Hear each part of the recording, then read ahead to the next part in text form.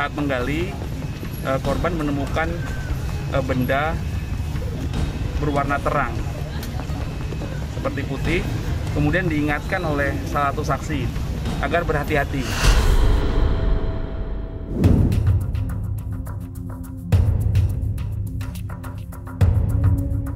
Ya, lebih kurang jam 1:30 ya, tiba-tiba ada suara ledakan.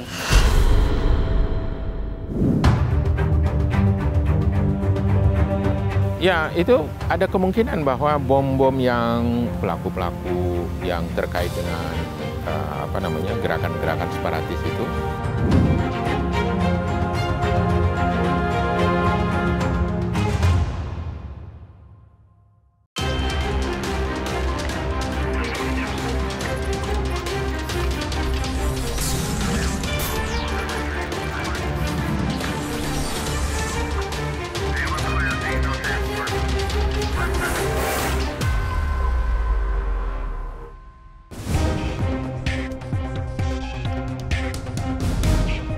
Akibat memukul sebuah benda mirip bom yang ditemukan saat menggali tanah pada proyek pembangunan sebuah rumah di kawasan Setiabudi, Jakarta Selatan, seorang pekerja bangunan tewas.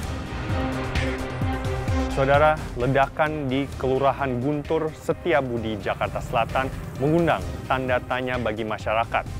Ledakan yang menewaskan 1 orang pekerja bangunan dan melukai 2 pekerja lainnya diduga merupakan bom yang terkubur. Simak laporan selengkapnya agar Anda tak menjadi sasaran berikutnya.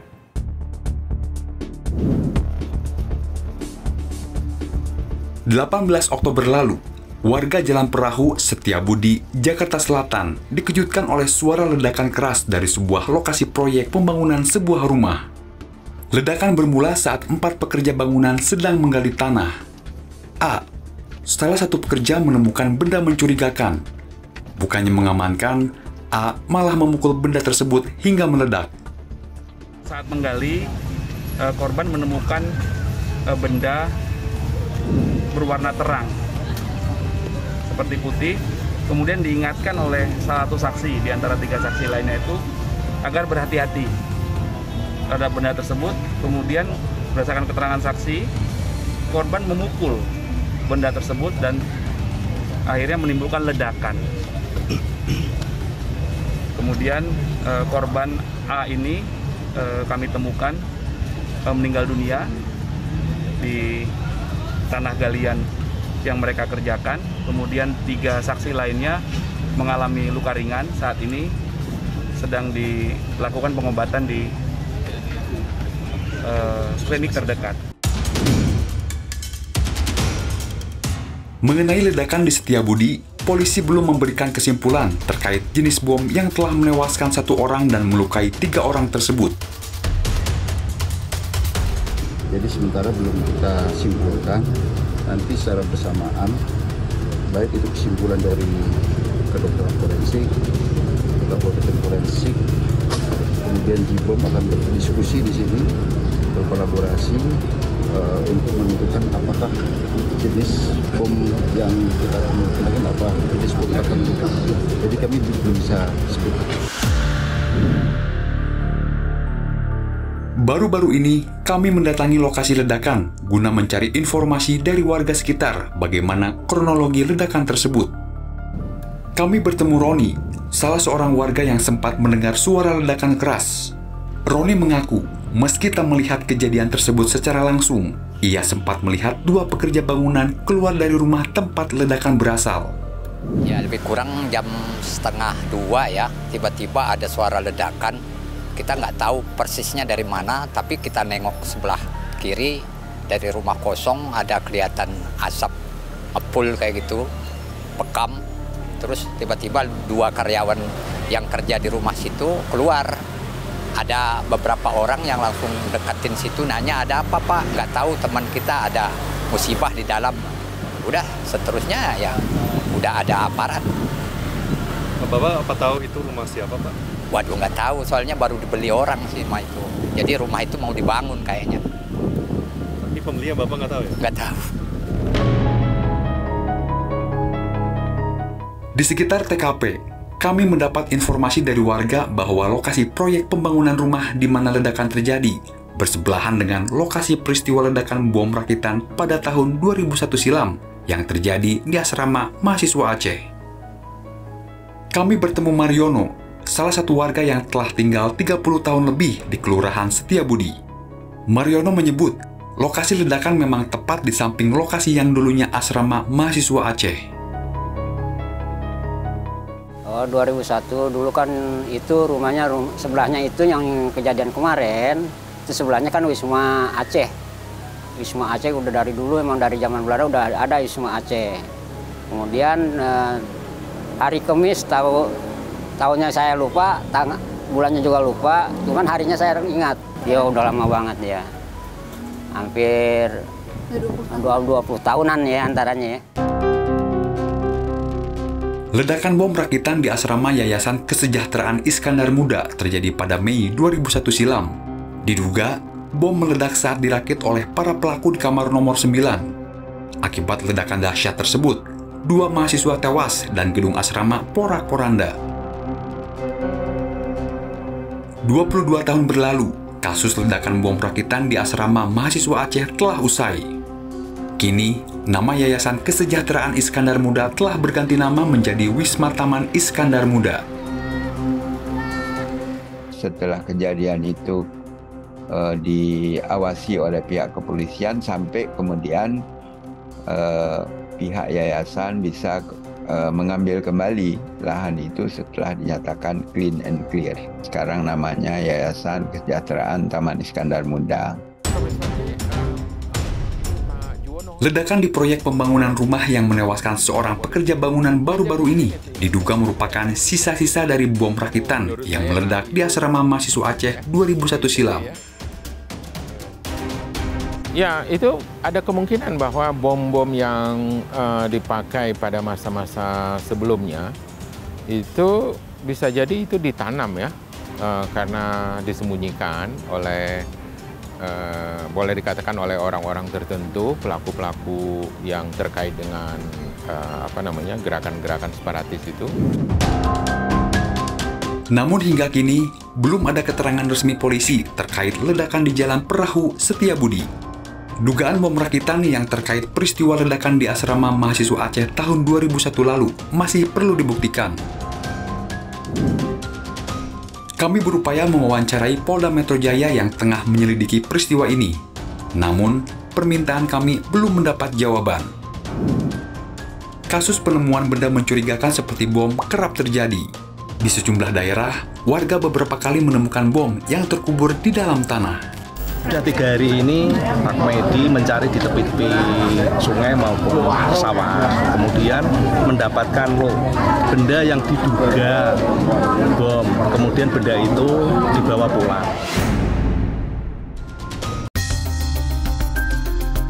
Selain bom rakitan, sejumlah wilayah di Indonesia juga menyisakan cerita penemuan bom peninggalan perang, baik Perang Dunia I, II, hingga Perang Pendudukan Jepang. Penemuan bom peninggalan ini tersebar mulai dari wilayah konflik hingga permukiman warga. Bermacam jenis bom yang ditemukan mulai dari mortir, rudal, granat tangan, dan amunisi perang lain.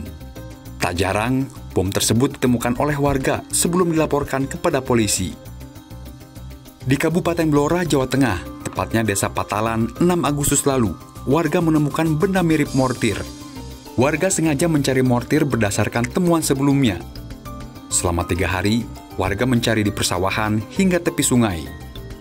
Setelah didapatkan, warga sempat membawa pulang sebelum diserahkan kepada pihak berwenang. Sudah 3 hari ini Pak Medi mencari di tepi-tepi sungai maupun sawah, kemudian mendapatkan benda yang diduga bom, kemudian benda itu dibawa pulang. Kemudian dilaporkan melalui Babin Kamtibmas. Informasi dari Babin Kamtibmas kami tindak lanjuti, kami datangi. Ini diduga yang menyerupai bom. Kita sendiri belum tahu Pak, itu benda lama sudah puluhan tahun. Selain temuan peninggalan bom di dalam tanah, sejumlah perairan dan sungai di Indonesia menyimpan cerita tersendiri sisa perang. Warga pesisir pantai Cirebon, Jawa Barat, juga menemukan benda mirip mortir lainnya.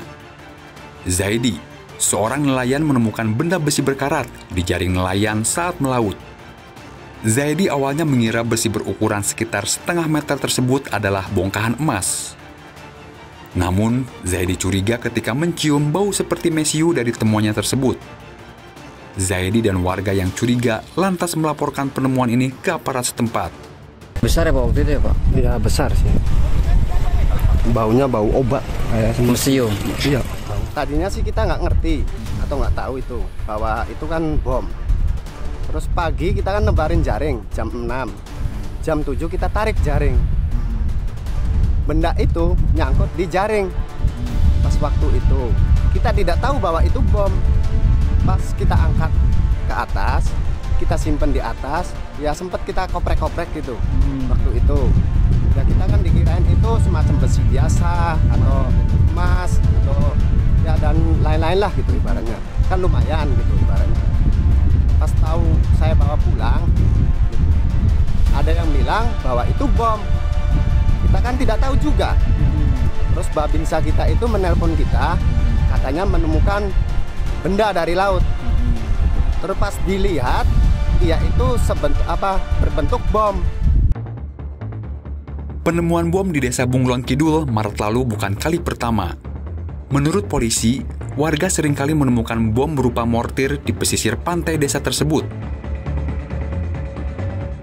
Kebetulan ada salah satu masyarakat datang menghampiri saya melaporkan bahwa ada salah satu nelayan menemukan benda yang diduga bom dari laut dibawa ke darat, kemudian di darat mereka udah sempet diutak-utik, nah, dikirain emas. Setelah penemuan tersebut, saya melaporkan ke pimpinan saya. Sebelum ini juga pernah menemukan sekitar tahun 2013 itu sebanyak 6 buah berupa bom seperti itu. Kebetulan di wilayah kita, wilayah Bungko itu masih banyak, sering menemukan benda-benda tersebut.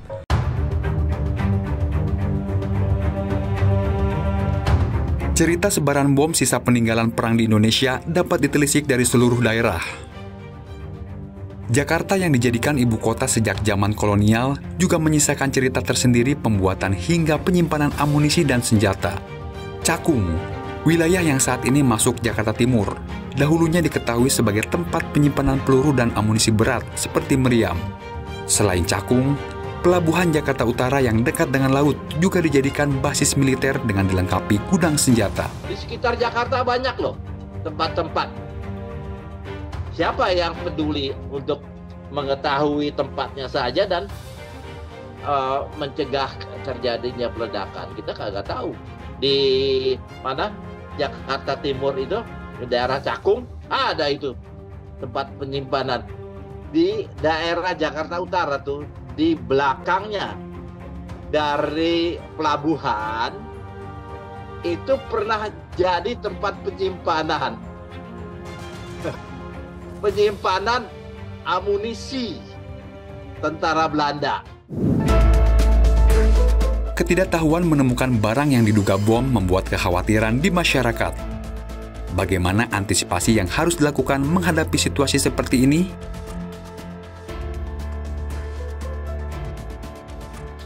Ini semua adalah benda-benda yang berbahaya bagi manusia, di mana manusia tiba-tiba yang tidak tahu duduknya persoalan, bahkan mempermainkan bahan peledak itu seperti granat ya.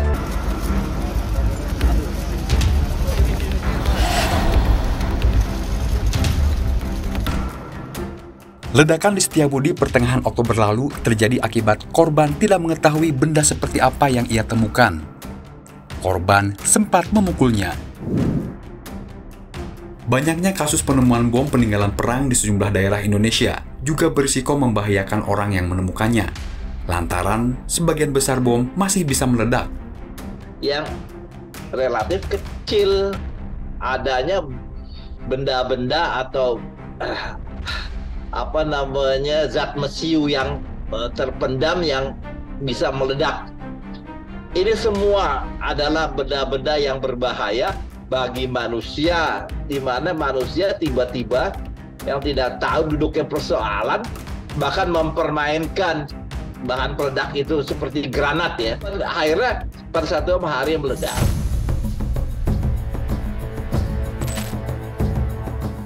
Bom peninggalan perang bisa ditemukan di sungai dan dasar laut. Tapi paling sering, bom ditemukan masyarakat di bawah tanah.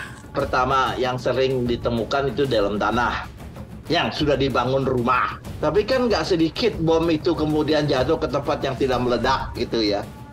Sering kejadian bom ini adanya di dalam sungai.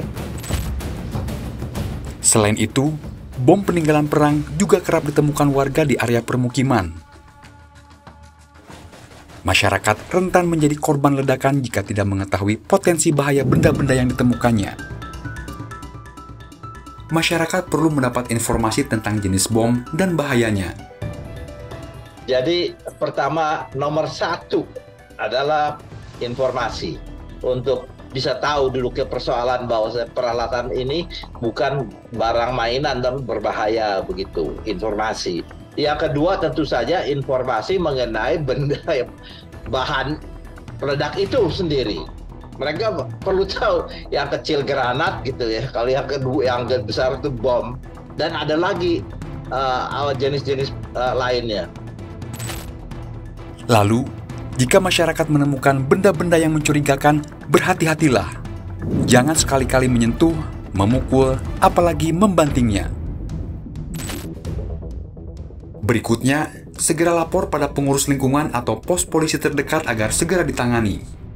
Kami memberikan himbauan kepada masyarakat apabila menemukan barang-barang mencurigakan atau kita lebih khususkan misalkan seperti tadi bahan peledak seperti granat atau mortir, segera melaporkan ke kepolisian. Setiap laporan penemuan bom atau adanya ledakan bom, polisi akan segera mengerahkan tim Gegana Polri. Tim khusus penjinak bom akan mengamankan lokasi penemuan bom dan ledakan bom tersebut agar tak membahayakan masyarakat. Apabila kami sudah mendatangi TKP, bahwa tempat kejadian atau tempat penemuan barang itu kita tentukan status quo.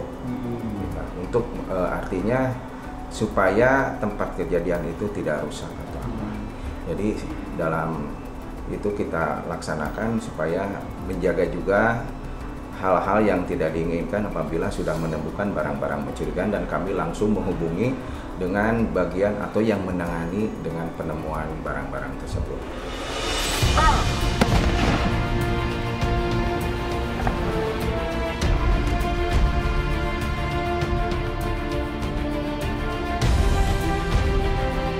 Polisi terus mendalami kejadian ledakan di Setiabudi, Jakarta Selatan. Apabila Anda menemukan barang yang mencurigakan seperti bom rakitan atau bom peninggalan perang, jangan coba-coba memegang, apalagi memukul atau membantingnya, lantaran membahayakan Anda dan orang-orang di sekitar Anda. Laporkan ke polisi agar cepat ditangani. Dan jangan lupa, ikuti perkembangan pemilu melalui Kompas TV independen terpercaya. Sukseskan pemilu 2024, saya Rangga Indrajana, sampai jumpa di liputan sasaran berikutnya.